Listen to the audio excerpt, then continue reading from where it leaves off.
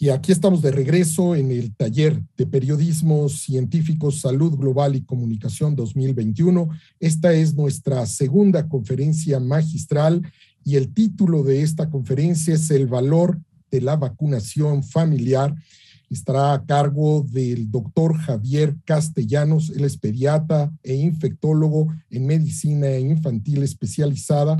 Y quiero hacer un especial agradecimiento una vez más a Pfizer de México por todo su apoyo, por el trabajo que realizamos de manera conjunta. Esta empresa líder de la industria farmacéutica que trabaja del brazo de todos los periodistas que se dan cita en este taller y que hoy pues traen esta conferencia extraordinaria. El doctor Javier Moisés Castellanos Martínez es egresado de la licenciatura en Medicina General, Pediatría e Infectología Pediátrica de la Universidad Nacional Autónoma de México, con sede de posgrado en el Hospital de Pediatría del Centro Médico Nacional del Instituto Mexicano del Seguro Social.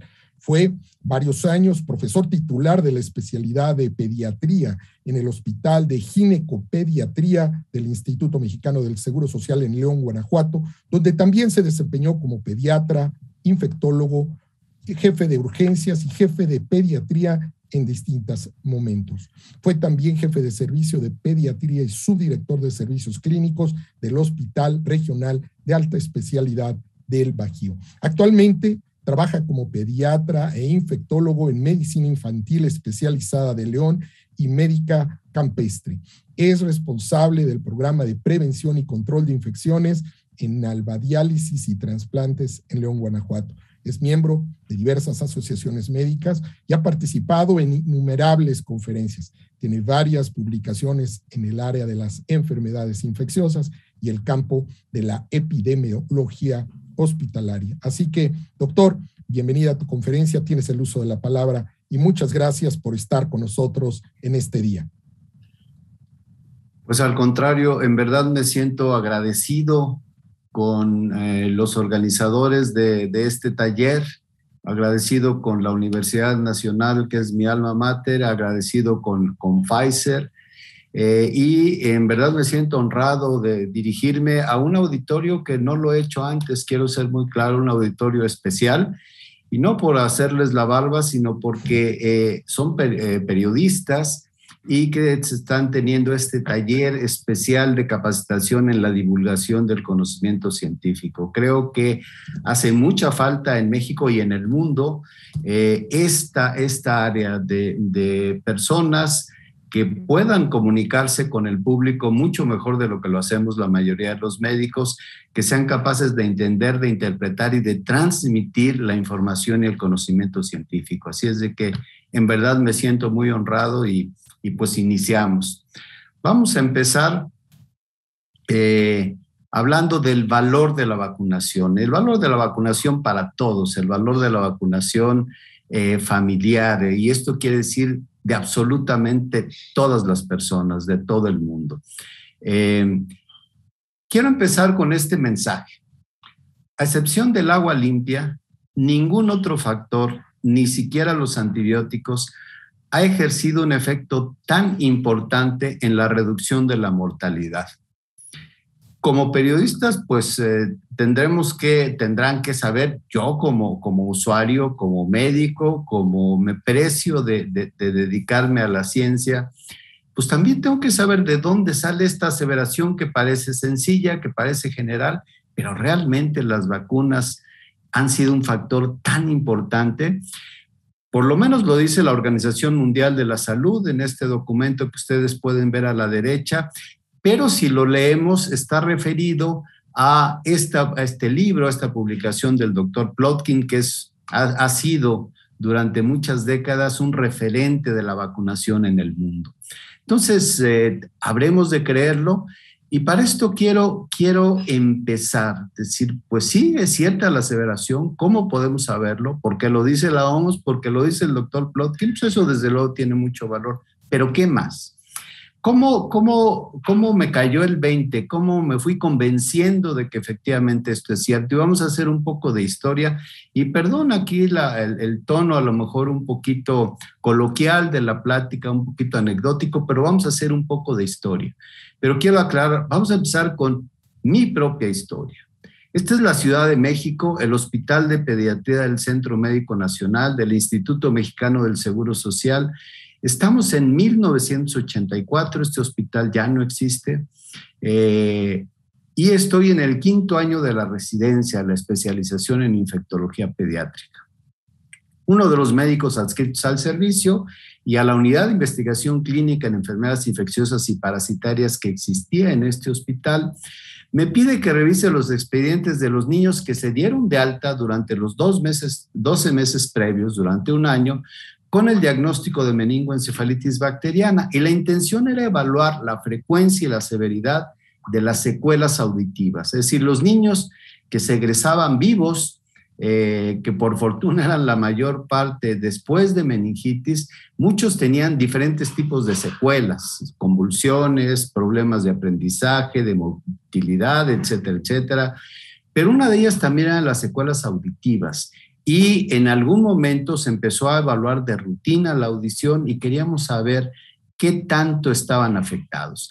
Pero no es la intención darles resultados de esos hallazgos, sino que cuando me puse a revisar los 12 meses previos, revisé casi 300 expedientes. Esto quiere decir que se hospitalizaban en aquel entonces en promedio 5 a 6 niños cada semana con el diagnóstico de meningoencefalitis bacteriana en un solo hospital, un gran hospital, desde luego, de la Ciudad de México, de los más importantes del país, pero solamente uno. Casi 300 niños en un año con ese diagnóstico. Y vamos a dar un brinco. Hubo desafortunadamente el sismo de 1985 y por diferentes razones me tocó emigrar. Y estamos en 1986 en León, Guanajuato, y trabajo en 2 hospitales, el Hospital General Regional de León de la Secretaría de Salud del Estado y el Hospital de Ginecopediatría número 48 del IMSS. Y aquí, si bien en aquel entonces prácticamente no se hacía el diagnóstico de los agentes causales, de los gérmenes que causaban esta enfermedad, por los escasos recursos de laboratorio que existían tanto a nivel público como privado. Pero cuando se empezaron a implementar en la Facultad de Medicina en los hospitales, poco a poco, resultaba que había alrededor de 100 casos anuales de niños con enfermedad grave por 2 gérmenes, Haemophilus influenza tipo B y Streptococcus pneumoniae, el neumococo. Y aquí quiero que recuerden estos 2 gérmenes, Haemophilus influenza y neumococo, casi 100 casos por año. No eran pocos, eran bastantes. Y en los 90s, resulta que se dispone de una vacuna eficaz y segura contra Haemophilus influenza tipo B, que se podía aplicar entre los 2 meses y los 5 años de edad en diferentes esquemas. Pero esta vacuna, aquí muestro 2 hospitales públicos, estaba disponible solo en el medio privado, no estaba incluido en el esquema público de vacunación. Y aquí podemos ver 2 hospitales privados de aquel entonces de León, el Hospital Aranda de la Parra y el Hospital Pablo de Anda. No les estoy haciendo promoción, estoy haciendo historia. Ahí trabajaba de alguna manera, más en el Pablo de Anda, que era donde estaba el consultorio.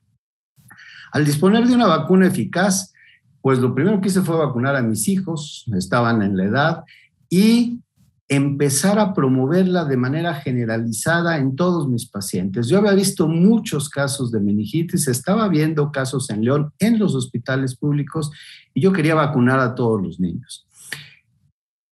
Sin embargo, era una vacuna aparentemente cara. ¿Por qué? Porque costaba 3 veces lo que una consulta. Para poner en contexto, si ahorita aquí en León una consulta pediátrica cuesta 700 pesos, pues esta vacuna costaba alrededor de 2,000 pesos. Y había familias que tenían que vacunar a 2 o 3 de los niños, y además no era una sola dosis, eran varias. Entonces significaba un gasto, pero significaba desde mi punto de vista una protección enorme. Sin embargo, alguna vez un médico mayor que yo, de prestigio, me dijo: oye, Javier, ¿por qué les das tanta lata a los pacientes? ¿Por qué? Es una vacuna cara, aunque yo estaba convencido de que valía, desde luego. Y dejé de hacerlo. dije, pues es cierto, a lo mejor los estoy metiendo en demasiado problema al insistirles en la vacunación. Además, puede parecer interés meramente monetario.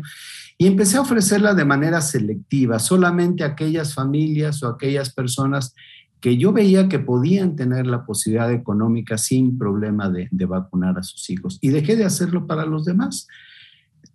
Pero me tocó el primer caso de meningoencefalitis en mi consulta privada. No pasó mucho tiempo. Me tocó el primer caso y era una familia a la que no le había ofrecido la vacuna. Lo llevé a este hospital, a la Aranda de la Parra, y por fortuna la experiencia que tenía de cientos de casos de haber atendido durante la especialización y en los hospitales públicos, pues me dio por fortuna los elementos para que este paciente le fuera bien, se recuperara, incluso no convulsionó y sin secuelas aparentes. Pero cuando lo estaba dando de alta, el papá se acercó a preguntarme, oiga, doctor, ¿es cierto que existe una vacuna para esta enfermedad? Todavía siento el zacate en la boca cuando recuerdo esa imagen, cuando recuerdo ese momento. Y pues sí, le tuve que decir que sí existía una vacuna para esa enfermedad y me preguntaba si se pudo haber evitado en su hijo. Le dije, pues sí, se pudo haber evitado. Y me dijo, oiga, doctor, pero usted nunca nos dijo que esta vacuna existía. Y en ese momento yo quería que me tragara la tierra. Dije, efectivamente, nunca les dije. Balbuceé, es que es una vacuna cara. Es el único argumento absurdo que se me ocurrió en ese momento. Y la respuesta del papá fue, oiga, doctor, pero ¿qué cosa es caro? Usted no sabe cuánto me gasté ahorita en el hospital. Y además, ¿cuándo hemos dejado de hacer en nuestros hijos algo que usted nos recomienda? Todo lo que usted nos recomienda lo hemos hecho. Y me cayó en cuenta que estaba cometiendo un error, que las vacunas eran para todos y todo el tiempo. Sin embargo, aquí perdón por el error, a partir de la inclusión de la vacuna contra Haemophilus influenza en el esquema nacional de vacunación, cuando pasó al sector público y se empezó a aplicar de manera abierta a todos, que fue en los 90, perdón por el error de la fecha, es 1997 más o menos, 98. A partir de entonces no he visto un solo caso de enfermedad grave por este germen en niños vacunados, ni uno solo. Y en ese tiempo, estos hospitales, el Hospital de Ginecopediatría que les mostré, el Regional de León, el Hospital Aranda de la Parra, el Pablo de Anda, pues ningún caso, ni en el medio privado ni en el medio público. Se empezó a vacunar y los casos desaparecieron. De hecho, los hospitales cambiaron. Ahora ya es la unidad médica de alta especialidad. El Hospital General de León es nuevo, remozado. El Hospital Aranda de la Parra, si ustedes ven esta imagen abajo a la derecha, esa torre grande, pues ahora lo que se ve a la derecha es esa torre que persiste y el hospital ha crecido notablemente. Entonces, la infraestructura hospitalaria y los recursos de salud en la ciudad y en el país en estos 20 años crecieron incuestionablemente. Aún así, sigo sin ver casos de meningitis por este germen desde que se incluyó en el esquema nacional de vacunación. Y dejamos un poco Haemophilus influenza y nos vamos a neumococo. ¿Qué enfermedades puede causar neumococo? Que es el otro germen que producía muchos casos de meningitis cuando yo era joven. Alguna vez lo fui. Puede producir meningitis, bacteriemia, neumonía, otitis, sinusitis, diferentes tipos de padecimientos, tanto en niños como en adultos. Y aquí podemos ver todo ese conjunto de padecimientos que neumococo puede causar. Y aquí ya no voy a hablar de anécdotas o de historia meramente personal, sino de lo que ha sucedido en el mundo. Este es un ejemplo de Estados Unidos. Ustedes pueden ver a la izquierda cómo en niños, a partir de que se empezaron a vacunar con este producto, en principios de este siglo, como la incidencia de enfermedad, los casos de enfermedad por neumococo cayeron notablemente. Ustedes lo pueden ver en la línea roja. De aquellos tipos de neumococo, de aquellos serotipos de neumococo, de esos 7 tipos de neumococo incluidos en la vacuna, que eran los más frecuentes. Ustedes pueden ver cómo cae la línea roja a la izquierda en los niños vacunados, en los menores de 5 años. Pero, oh sorpresa, ustedes pueden ver a la derecha cómo también esos 7 tipos de neumococo caen notablemente en los adultos mayores que no estaban siendo vacunados. ¿Y por qué era esto? Porque al no enfermarse los niños, no había contagio a sus abuelos, no había contagio a su entorno, entonces bajaron notablemente. Y en las líneas azules y verdes ven ustedes los tipos de neumococo no incluidos en esa primera vacuna, que eran 7 tipos diferentes, 7 serotipos de neumococo. Esto lo podemos ver en México, como aquí no tenemos datos tan completos como en Estados Unidos, son números de casos identificados en un esquema nacional que existe en el Instituto Nacional de Salud Pública, de cómo cuando se empezó a vacunar con la vacuna de 7 tipos, 7 valente, cayó también, pero aquí les estoy mostrando solamente los serotipos no incluidos en esa primera vacuna. Y hubo algunos que se fueron para arriba, en especial el serotipo 19A. Pero al ampliarse la cobertura de esta vacuna con 13 serotipos, también cayó. Y el efecto en el mundo ha sido enorme. También he visto prácticamente ningún caso de enfermedad grave por neumococo a partir de su inclusión en el sector público. ¿Y qué ha pasado con otras enfermedades? Por ejemplo, poliomielitis. La vacunación, cuando alcanza tasas de cobertura suficientes, ha sido históricamente una de las estrategias de mayor impacto, y aquí volvemos a insistir, solamente superada por la potabilización del agua, es decir, ninguna otra intervención, ninguna, ni antibióticos, ni cirugías, ni tecnología, ni nada ha tenido un impacto tan importante como la vacunación. La capacidad, pero sobre todo el esfuerzo de quienes han trabajado para la vacunación en México ha evitado un inestimable número de casos de enfermedad, de hospitalizaciones y de muerte. Y este beneficio para la población ha sido enorme. Es un trabajo también que merece ser amplia y genuinamente reconocido. De hecho, hablando de poliomielitis, que también me tocó participar en los 80s en las estrategias, en los primeros jornadas nacionales de vacunación, luego días nacionales de vacunación, luego semanas nacionales de vacunación y luego semanas nacionales de salud para la aplicación de vacuna contra polio, y el resultado es que el último caso en México ocurrió hace más de 30 años. Entonces hay un gran avance en este sentido. Y otra enfermedad por virus del papiloma humano. Este es un ejemplo de Australia, como en el momento en que se empiezan a vacunar mujeres en Australia hasta 26 años, la enfermedad se viene para abajo. Sí, cómo disminuyen, ustedes pueden ver en la línea roja, cómo a partir de que se inicia la vacunación se cae notablemente en vacunadas, y en la línea azul en aquellas parcialmente vacunadas, y cómo se mantiene sin cambio en los mayores de 30 años que no estaban siendo motivo de vacunación en ese momento en Australia, en el 2007. Y también lo que sucede en varones, también se cae notablemente, un poco menos que en las mujeres porque la cobertura de vacunación era menor en los hombres. Incluso los casos de cáncer, como caen en Australia. Y esto es un ejemplo de muchos países. En Alemania también hay una caída notable a partir del inicio de la vacunación.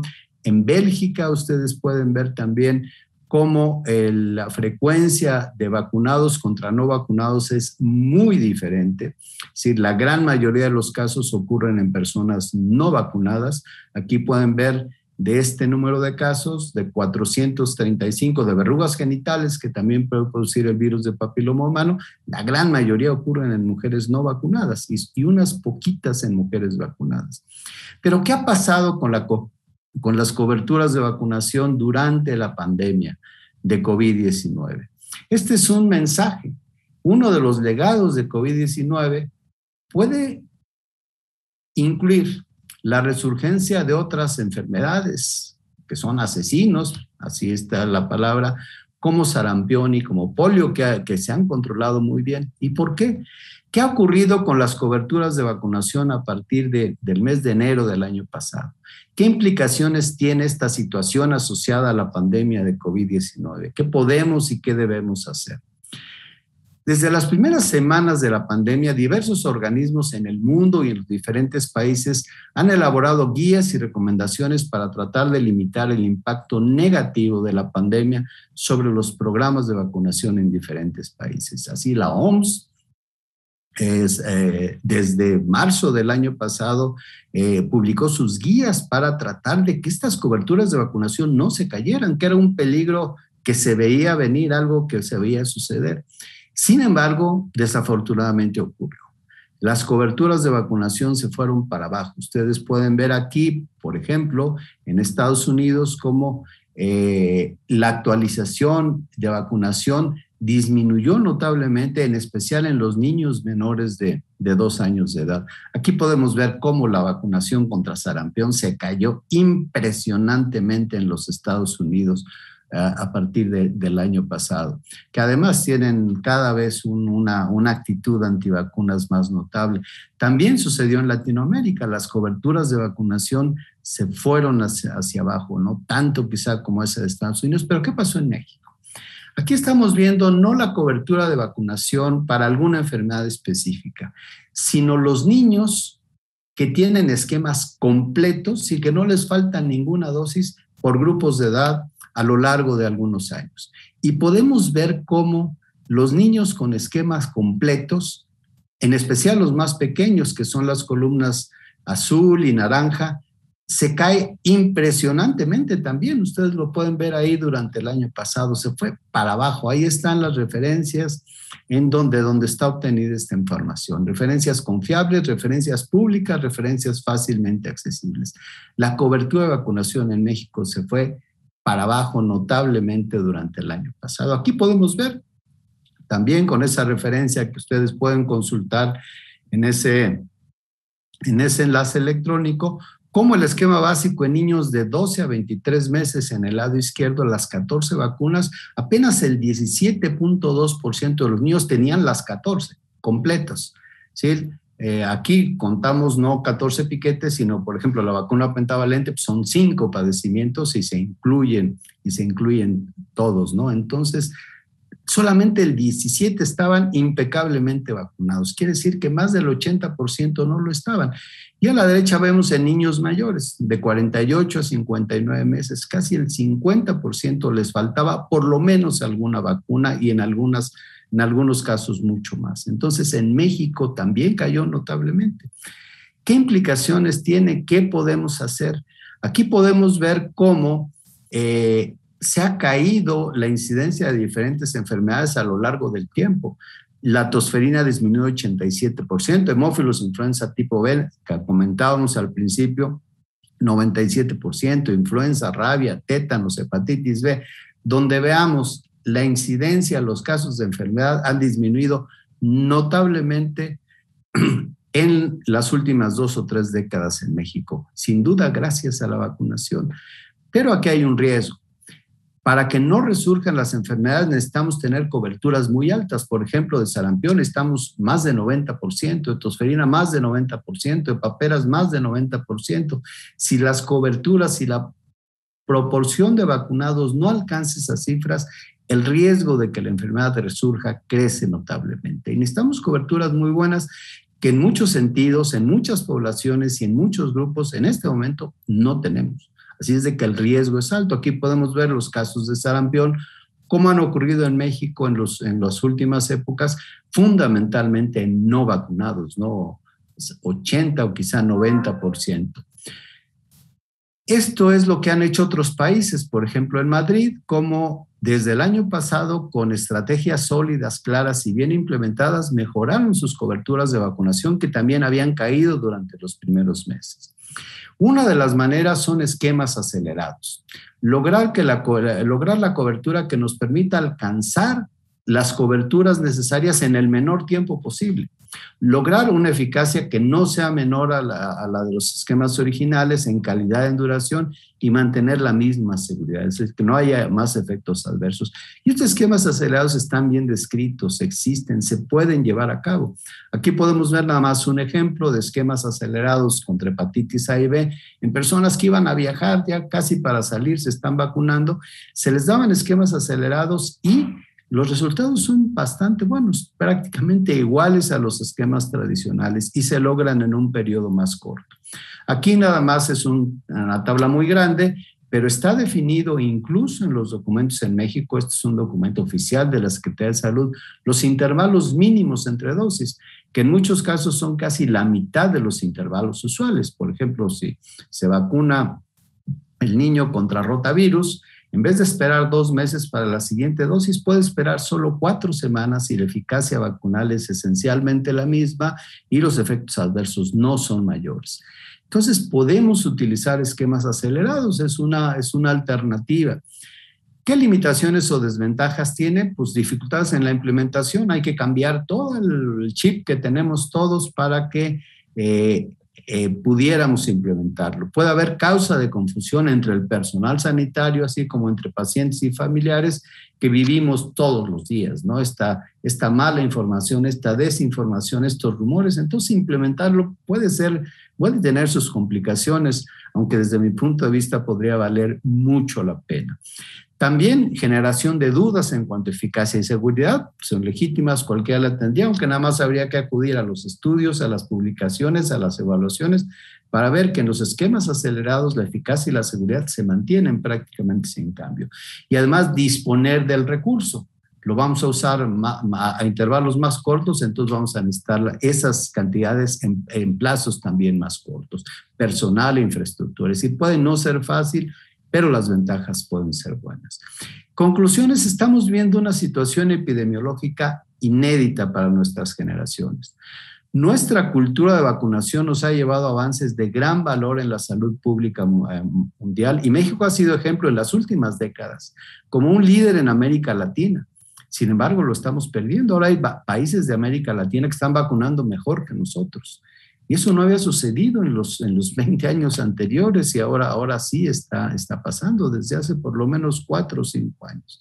Todo el esfuerzo de varias generaciones y los logros obtenidos pueden sufrir un menoscabo significativo para el futuro próximo, con riesgo especialmente para los grupos más vulnerables, no solamente por edad, sino también por sitios, por lugar de residencia, las regiones más apartadas, niños pequeños, adultos mayores, personas con comorbilidad y aquellas que viven en sitios de difícil acceso. Las enfermedades ahí están. Tenemos que hacer llegar las vacunas. El riesgo de brotes epidémicos de diferentes padecimientos o al menos un incremento en la incidencia existe. Y esto ocurre justamente en el contexto de un periodo de varios meses en los que en todo el mundo han disminuido las coberturas de vacunación contra diferentes enfermedades. En algunos países más que en otros, pero virtualmente todos se han visto afectados y todos están implementando las medidas. Nosotros, México, no se puede quedar atrás. No olvidar la vacunación a todo el entorno familiar, a todos. O sea, hay que vacunar desde el recién nacido hasta la persona de más edad de la familia, que en mi caso, en mi familia, pues soy yo. La vacunación a todo el personal de salud es prioritario, eso tampoco lo podemos olvidar. Es injusto que no ocurra. Considerar todas las enfermedades prevenibles por vacunación en los diferentes grupos de edad en los que hay indicación. Actualizar prioritariamente en las personas con condiciones de riesgo, y la edad es una condición de riesgo, tanto en los mayores como en los muy pequeños. No desalentar la aplicación en el caso de recomendaciones internacionales que aún no estén incluidas en nuestra cartilla, como pusimos el ejemplo de hace décadas en que hemófilos influenza no estaba incluida y se podía hacer y se podían vacunar y se debían vacunar a los niños. Las vacunas salvan vidas, reducen morbilidades, mejoran la calidad de vida. Las vacunas más caras, alguien decía que son las que no existen, pero creo que las vacunas más caras son las que sí existen, pero que no se aplican, las que se quedan almacenadas, aunque sea durante un periodo. Ese periodo son oportunidades perdidas. Ser vacunado es un privilegio, es una oportunidad. Así es de que esta aseveración con la que empezamos la plática, yo no tengo duda de que es real. Las vacunas después del agua potable son la intervención de salud pública que ha resultado más efectiva, con mayor relación costo-beneficio. Tenemos la obligación de contribuir a evitar el resurgimiento de enfermedades prevenibles por vacunación y más aún, tenemos que ir más allá de lo que habíamos logrado antes de la pandemia. Todos conocemos la situación, sabemos lo que tenemos que hacer y estaría en nosotros la decisión de participar. Les agradezco muchísimo, muchísimo. Estos son mi correo electrónico, mis redes sociales y estoy abierto para la oportunidad, que yo también lo veo, de preguntas y comentarios. Muchísimas gracias, doctor Javier Castellanos Martínez.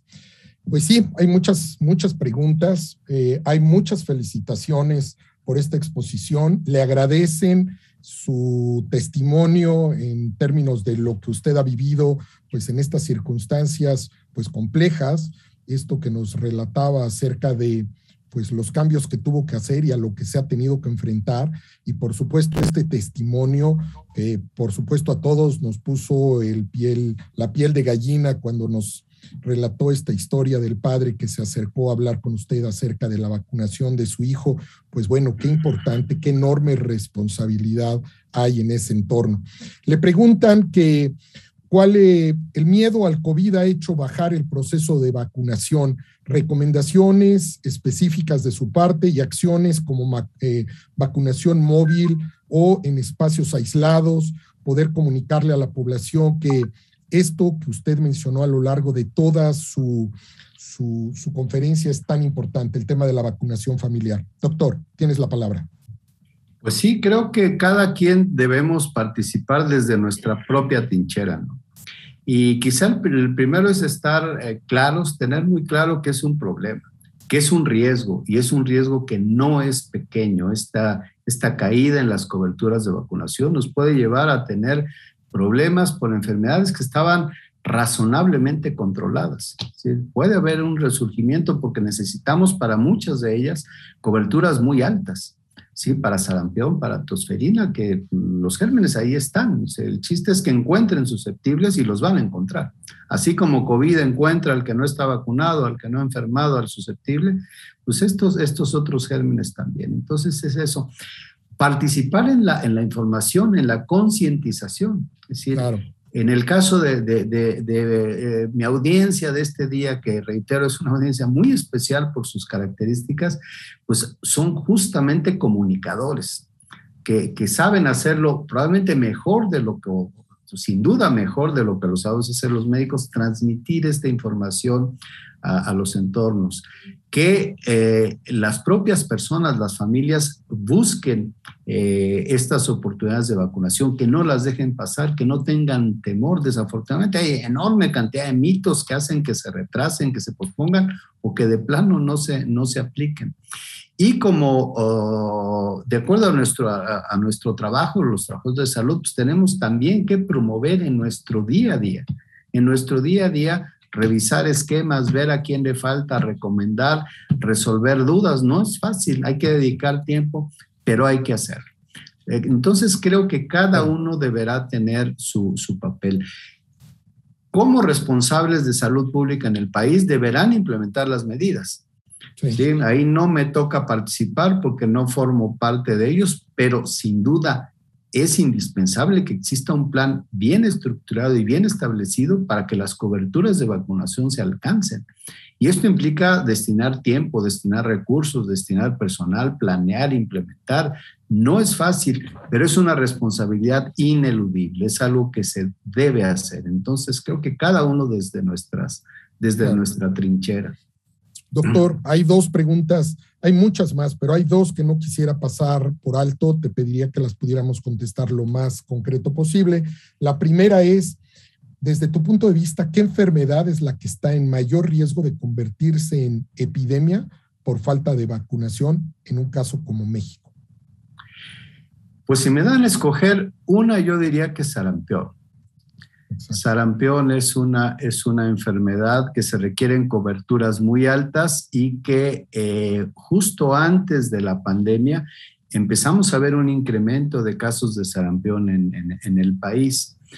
En buena medida esto se contuvo por el propio confinamiento, es decir, las medidas aplicadas para la protección contra COVID funcionan también para sarampión, pero ya no va a ser así. Es decir, no podemos jugar a que el resto de las medidas van a ser suficientes.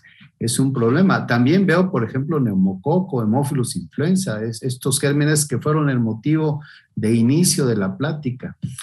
Son gérmenes que se transmiten con facilidad.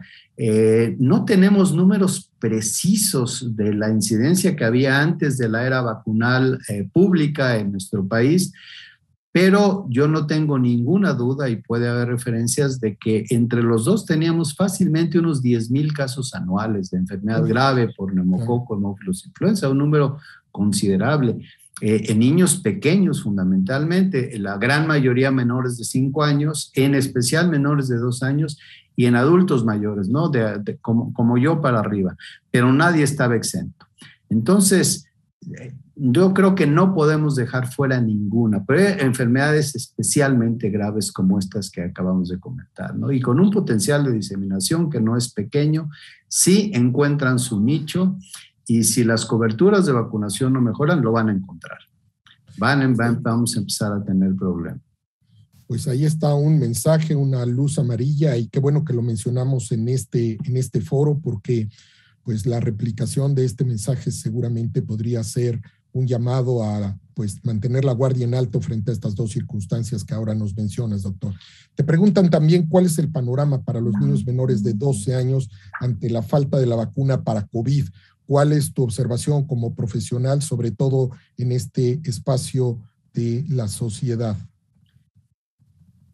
Pues mi opinión, y creo que es compartida por la gran mayoría de quienes nos dedicamos a las enfermedades infecciosas y vacunación, sí, es que se debe implementar también en el plazo más corto que se pueda, entendiendo las dificultades que esto implica, la vacunación en los diferentes grupos de edad.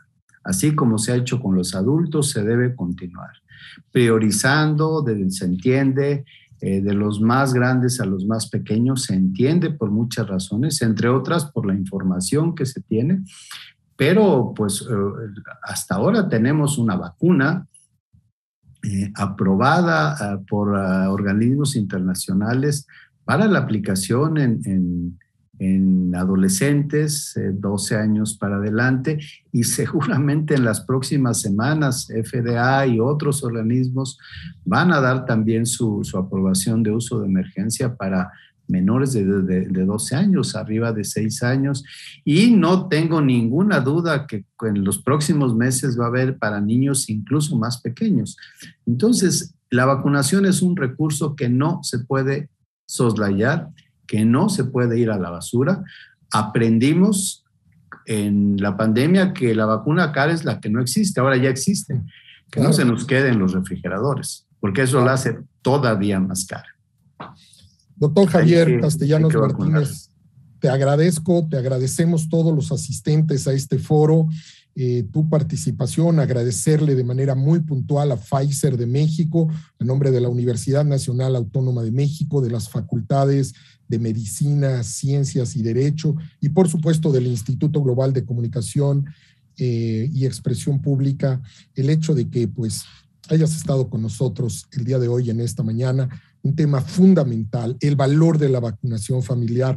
Nos has dejado un mensaje muy profundo, muy importante, y te agradecemos mucho el que hayas estado con nosotros. Al contrario, muchísimas gracias, muy agradecido con todos. En verdad un placer, un honor, y pues reitero mi agradecimiento, mi orgullo por la Universidad Nacional y mi agradecimiento a los organizadores, muy amables, y espero que la plática haya sido clara, útil y se hayan pasado un buen rato. Te puedo asegurar que sí. Muchísimas gracias. Hasta luego, bueno, muchas gracias. Gracias. Quiero comentarles a todas nuestras amigas y amigos periodistas, a todos los asistentes a este taller, que como cada mes, pues también tenemos testimonios y también tenemos pues recomendaciones. Sin embargo, para ser pues justos con el tiempo, vamos a dejar estas hacia la parte final del taller el día de hoy. Por eso es que en este momento solamente vamos a poner una cortinilla en unos segundos para presentar a nuestro próximo conferencista magistral. Regresamos en un par de minutos.